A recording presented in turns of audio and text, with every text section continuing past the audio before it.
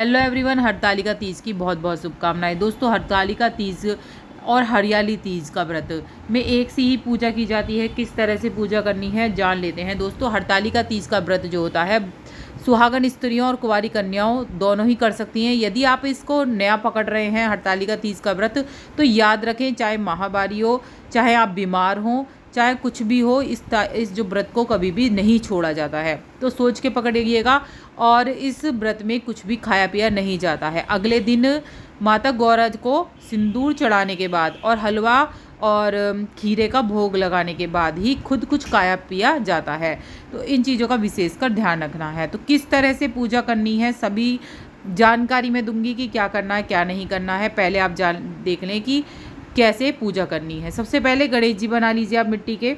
फिर शिवलिंग तैयार करना है। इस तरह से शिवलिंग तैयार कर लीजिए। अगर आप जैसे कि शाम को पूजा होती है इसमें, तो शाम को ही भी बना सकते हैं। कैडी मिट्टी का बनाइएगा, नहीं तो सुबह को ही बनाकर 2 चावल डालकर सुबह को ही बनाकर रख दीजिए और शाम को आपके पूजा के योग्य हो जाएगा। वो हल्का हल्का सूख जाएगा। क्योंकि दोस्तों क्या होता है कि खंडित होना पूजा के समय अच्छा नहीं माना जाता है। जो भी शिव परिवार होता है, तो आप इस शिव परिवार को पहले ही बना कर रख लें या फिर एक जो कैडी मिट्टी से ही बनाएं। इसके बाद क्या करना है, या तो आप फुलेरा बांध लें ऊपर 2 डंडे लगाकर, या फिर आप केले के पत्ते से भी बना सकते हैं, या फिर आप मेरी तरह नॉर्मल पूजा भी कर सकते हैं। तो ऐसा कुछ नहीं है कि फुलेरा बांध के ही आपको पूजा करनी है। तो तीनों चारों ही ऑप्शन है, लेकिन करनी आपको शिव परिवार की पूजा है। तो शिवजी जी के लिए एक अंगोछा और एक धोती लाकर रख लीजिए। अगर आपके नहीं होता है ये चीज़ें, तो आप कलावा समर्पित कर सकते हैं वस्त्र रूप में, और जनेऊ अर्पित कर सकते हैं। इन चीज़ों को भोलेनाथ को अर्पित कर सकते हैं।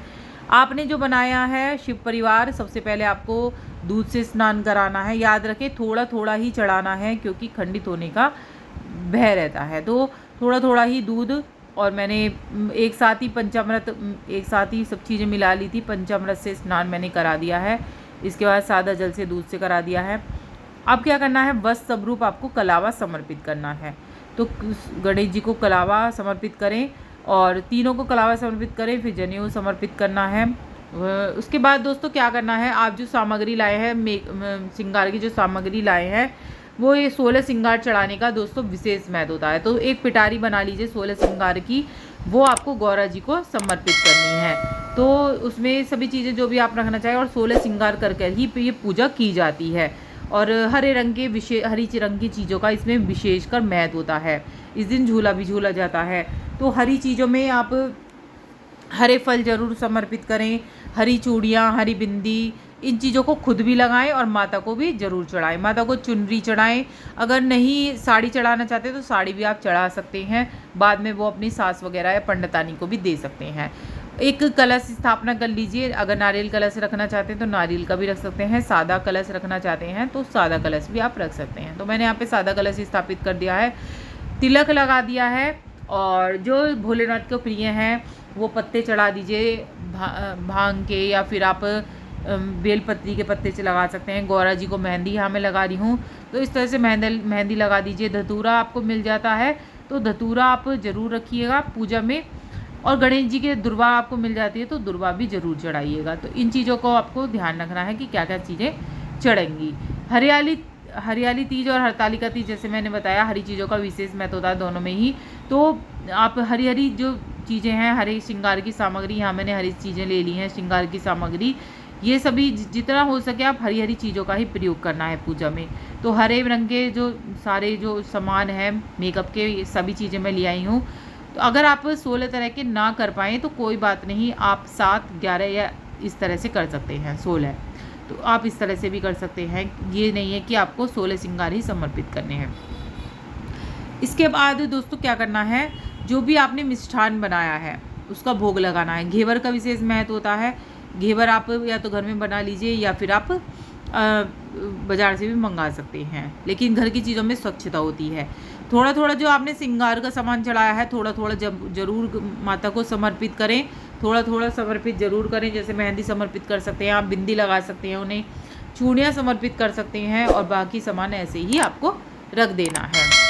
अब जो भी आपने जो घेवर या जो भी मिठाई लगाई है उसका भोग लगाएं। आरती ज़रूर उतार लें। भोग लगाने के बाद दोस्तों ये जो प्रसाद है ये आपको अभी कुछ नहीं खाना है, ना ही विसर्जित करना है भगवान को।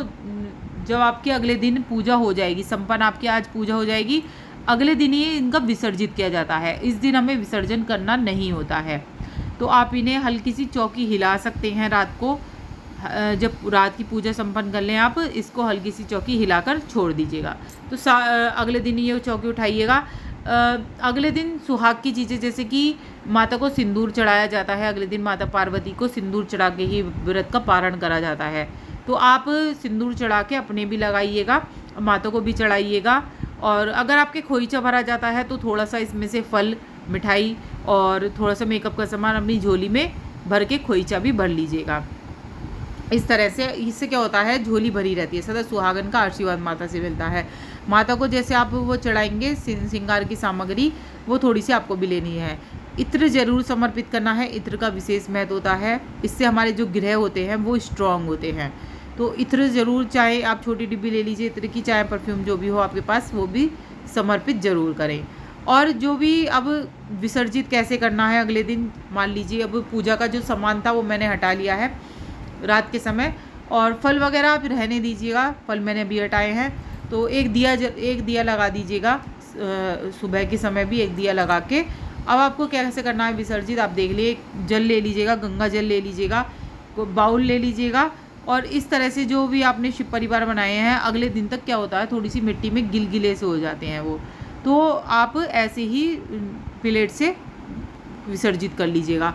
और जब आप विसर्जित कर लेंगे इनको, तो अब ये जो डालना है तुलसी में नहीं डालना है। अब विसर्जित करके चीज़ें तुलसी में नहीं डालनी है, आप इनको किसी भी गमले में डाल सकते हैं। इधर उधर नहीं फेंकना है। ये वाला पानी बहुत ही ज़्यादा पवित्र माना गया है। जो आपने कलश का पानी रखा हुआ है यहाँ पर, ये पूरे घर में आपको छिड़क देना, बहुत ही पावर होती है, तो पूरे घर में छिड़क देना है।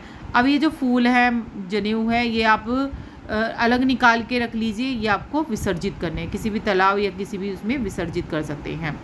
हलवा वलवा भोग लगाने के बाद ही आपको विसर्जित करना है, पहले नहीं करना है। माता को सिंदूर समर्पित करके जब ही ये विसर्जन करना है, फिर आप बाद में पारण